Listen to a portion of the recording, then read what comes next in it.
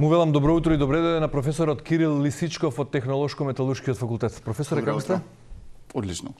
Утре е 22 март, ден на водата и традиционално на тој ден светот, ние новинарите, а и генерално зборува за сите предизвици со кои ќе се соочиме како планета во наредните децении поради тоа што сега не внимаваме како ја трошиме водата.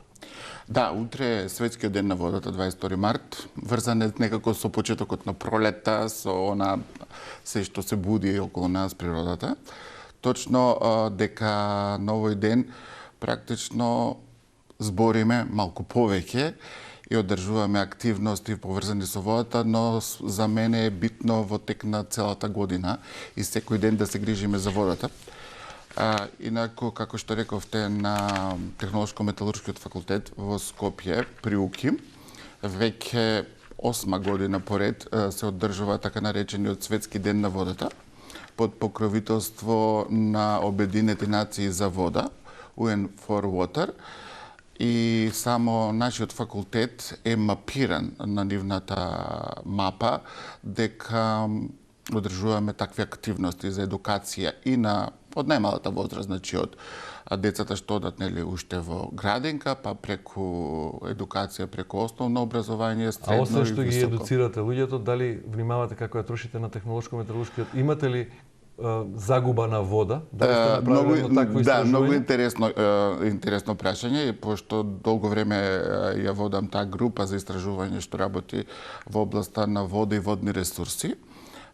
Имплементираме веќе од 2010 година наваму зелени технологии за третман на вода и истата практично се внимава да таа вода што помалку, сега новите трендови доведуваат на место класична дестилирана вода што порано се употребуваше по лабораториите. Употребуваме вода третирана на друг начин, по зелени технологии со многу помалце хемикали и истата да биде согласно со новите стандарди и прописи кои што ќе ги наложуваат и веќе ги наложуваат во Европа. Прашањето ми беше конкретно.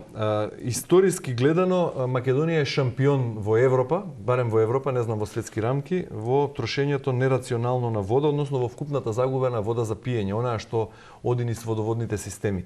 Со околу 60% загуба годишно имаме. Значи, Дали имате, например, истражување како Технолошко-металуршкиот факултет, како институција? Добро.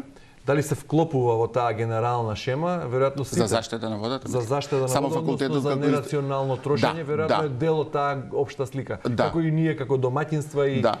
Значи, зошто е тоа така? Зошто не можеме да излеземе од таа... Значи, проблемот е во тоа што, како што рековте, ние како држава треба да се гордееме што, за град Скопје и Скопскиот регион зборам, го имаме изворот Рашче. Мислам, тоа е едно богатство кое што во Европа, како што спомнавте, се носиме во првите 3 извори што се на ниво на Европа. Ама ние толку се гордееме што толку го трошиме, не внимаваме во што правиме. Значи, најголем дел од водата што ја трошиме не е само за пиење, туку е затоа што во летен период ја користиме како техничка вода за наводнување. Значи, тука е проблемот, за таа тие 60% што ги спомнавте одат во така наречена техничка вода.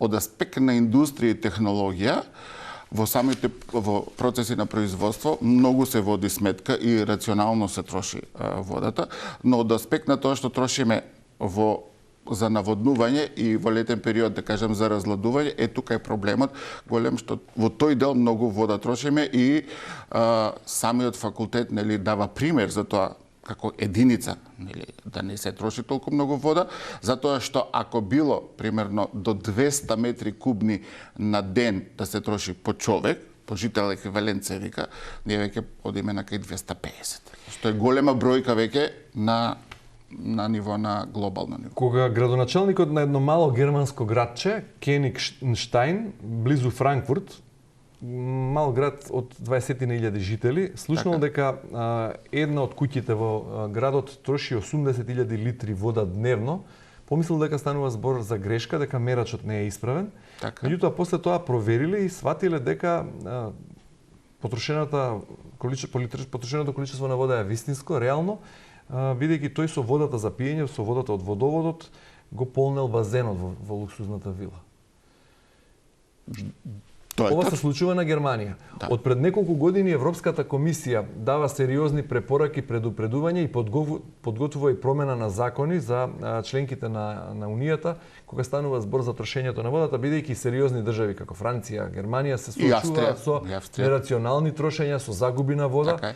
И со се поголеми суши како резултат од друга страна на климатските промени. Па бевме сведоци, нели, пред минатото лето, не ова 2023, туку тоа 2022, кога имаше неколку месечен бран сушен, така, за забрани за полевање на градините, на бавчите, забрана дури за полнење на базени и за резервари. Тоа во Германија се случуваше. Да, вака, значи, ако 19-тиот век беше век кога беше, ја би рекол, век на вистинското злато или жолтото злато и така наречена златна треска, 20-тиот век на црното злато или нафтата како гориво, 21-тиот век ќе биде век на белото злато, односно водата.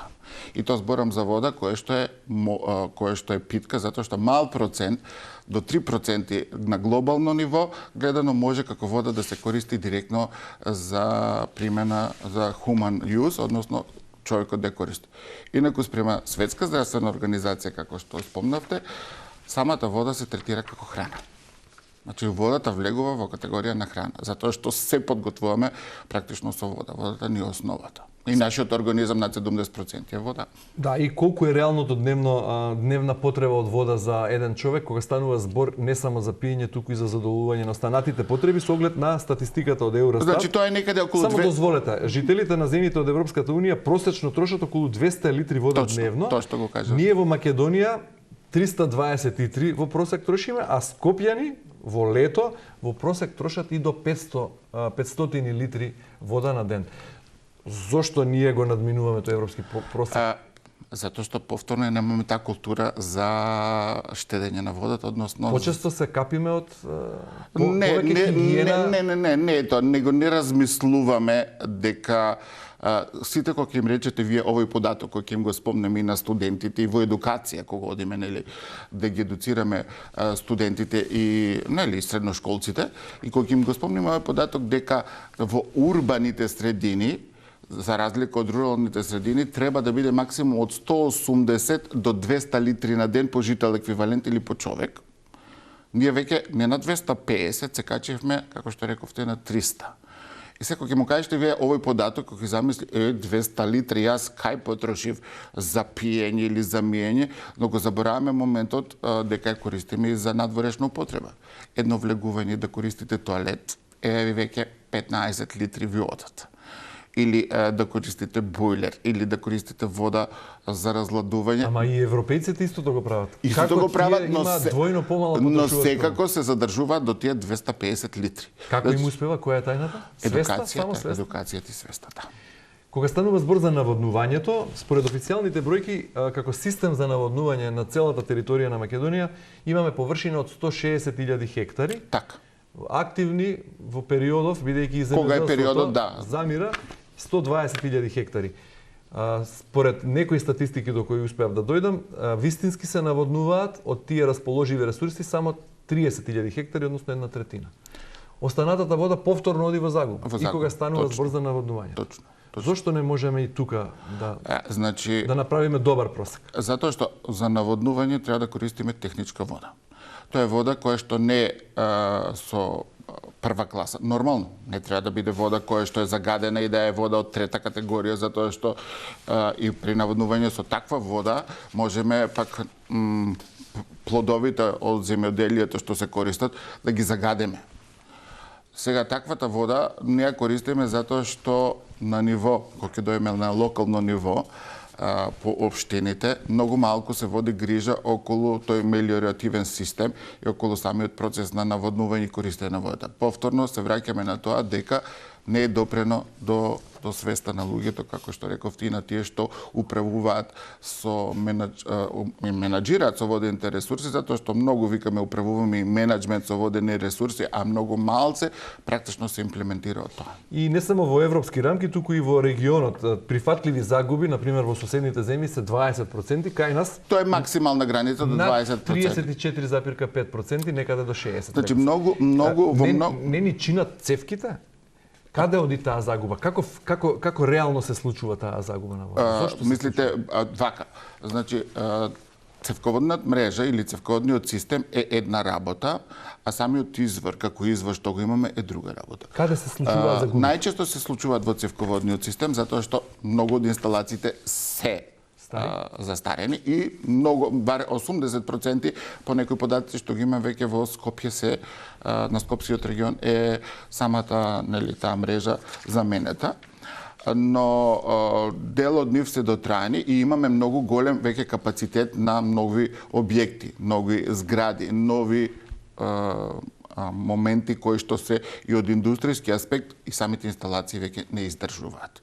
Како за вода која што е исправна со употреба, така и за вода која што, значи не е предвиден тој капацитет на дел од цевководните системи и затоа доаѓа до пукање на цевководните системи, до истекување на водата, а од друга страна имаме и феноменот кој што се вика трошење онака како што се однесуваме така неодговорно во услови кога 1/3 од светското население живее во услови на оскудица, но сериозен недостиг на вода најмалку еден месец во текот на годината, а половина милиарда луѓе имаат недостиг на вода во текот на целата година. Се гладни за вода, ајде така да речеме. Или половина од вкупниот број на големи светски градови, на метрополи, кои се сметаат со неколку милиони жители, имаат сериозен недостиг на вода за пиење. Значи... Од тие причини што ги спомнавте, да кажам, таткото на една нова современа технологија, која што ја имплементираме и ние, Сури Рајан, таткото на мембранските процеси,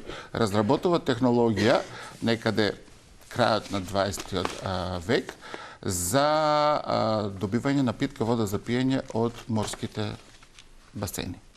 Значи солена вода која што оди на десалинација, така наречена реверсна осмоза е разработена и се добива таква вода која што после може да се пие. Дури до таму е стигнато да и од отпадни води, значи од секоја питка вода се добива отпадна вода. Само 0,014% од водата на земјата е за пиење и лесно достапна, преостанатата вода 97% е морска вода, меѓутоа технички и тешко е пристапна таа. Тешко е пристапна, затоа реков под 3% е таа вода која што можеме директно да ја користиме како таква и ние на располагање. И ако не сторат нешто, Обединетите нации, Европската комисија со нови закони, нови правила, а и ние вака ако продолжиме, проценките се дека во 2030 година, значи за само 6 години од сега, побарувачката на вода ќе ја надмине понудата за дури 40%. Така е. Дали е тоа време оној нова ера на војни за вода, иако и сега во некои региони од светот се актуелни војни, во кој повод или сериозна причина се водите, односно водните ресурси, реки, езера, морски води, така, без разлика. Значи, многу интересно е самото прашање. Точно мотото на Обединети нации за вода за ова година, кое што се одржува утре на факултетот, ќе биде Water for Peace, или водата за мир. Значи не војна за вода, туку вода за мир. Вода за мир, јас не сакам да зборам во таа категорија, туку за мир. Но што ќе правиме кога ќе нема доволно за сите? Вака, ајде се ние да земе нашата држава на глобално ниво, да гледаме, ние имаме резерви на вода за наредните повеќе од 30 години. Како го знаеме тоа? Затоа што подолг временски период испитуваме, имаме и неколку докторати во таа насока изработено, имаме соработка со Атомската агенција во Обединети нации, што е за истражување на староста на водата која што имаме и колку капацитет на вода ние имаме. Значи, испитувањето за Рашче се стигнати до тамо дека за наредните 30 години со оваа голема издашност, што ја кажавте вие, во тек на летниот период особено, на самиот извор, затоа што Рашче работи најчесто Рашче 1. До 2054 немаме гај. Немаме. Но тоа не значи дека тоа треба така да го... Треба нешто и на следните генерации да се остави. Апсолутно, не треба тоа да го расипуваме. Исто така имаме голем базен на вода, значи се работи на така наречените алтернативни извори за водоснабдување. А ако е за Скопје, ќе откриеме на тајна на која што работиме, значи како алтернативни извори за водоснабдување, голем капацитет е изворот Врело на Матка, со квалитет на вода многу сличен како Рашче, а исто така и Кадина река, зборам за Скопје, за Скопскиот регион.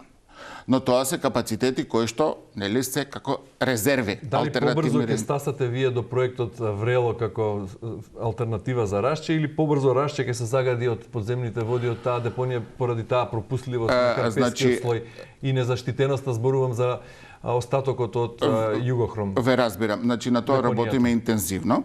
Го следиме хромот, шестовалентниот хром, кој што е многу токсичен. Колку е близко до подземните води на изворот? Значи, до подземните води на изворот за сега не е дојде. И нема потреба да се плашиме. За сега.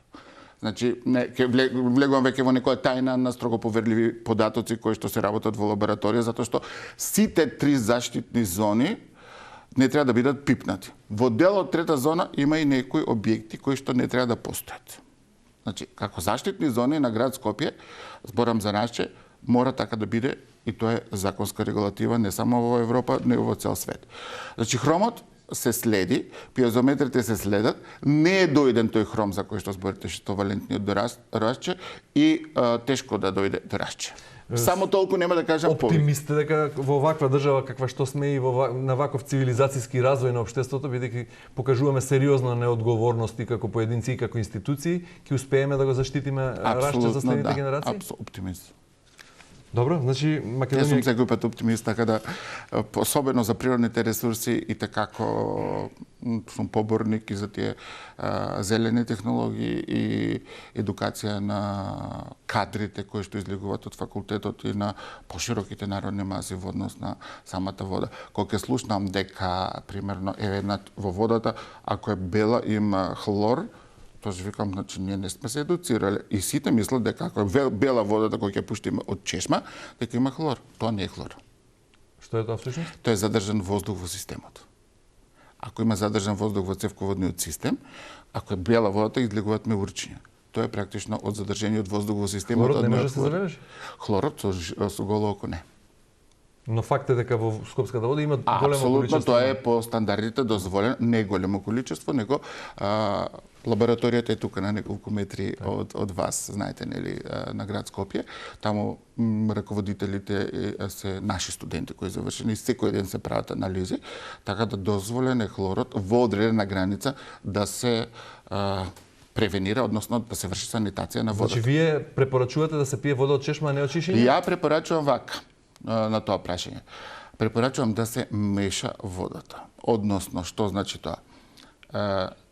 Секој ден, ако пиете веќе така наречена пакувана вода, најубаво е да биде од амбалажа која што е стаклена или амбалажа која што е нели пластична или пластични специјални пластични материјали кои што се ослободени од така наречените токсични компоненти кои можат да влезат во самата вода при контакт на вода со материјал. Нема да спомнуваме имиња, не знам дали воопшто има такви кои ја амбалажираат водата во такви шишиња кои Кај нас? Да. Има. Но има. Зошто не на прва не велите подобра е водата од чешма отколку водата од шишиња? Не, вака.